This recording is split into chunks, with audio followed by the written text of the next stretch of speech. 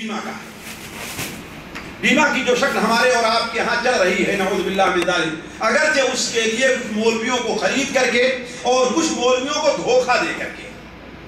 کچھ مولویوں کو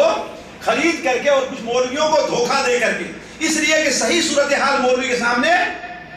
نہیں رکھتے ہیں وہ ان کے سامنے، اس لیے جانتے ہیں بسا اوقات ایک نقطے کی فرق کی وجہ سے فتوے میں فرق پڑ جاتا ہے کہ نہیں؟ ایک لفظ کی وجہ سے فتوے کے اندر فرق، تو پوری صورتحال مولویوں کے سامنے نہیں رکھیں گے، اور مولوی صاحب بھی جلد باز ہوتے ہیں، وہ کیا کہتے ہیں، ہاں بھائی ٹھیک ہے جائیں، اور فتویٰ لے کر کے ہمارے یہاں گلی گلی کوچوں میں یہ لوگ ٹہل رہے ہیں کہ ہاں فلاں مولوی نے جائز قرار دیا ہے، لہذا بیمہ جائز ہے۔ حالانکہ بیمہ کی جتنی شکلیں ہمارے اور آپ کے یہاں رائج ہیں ان میں سے کوئی شکل بھی جائز۔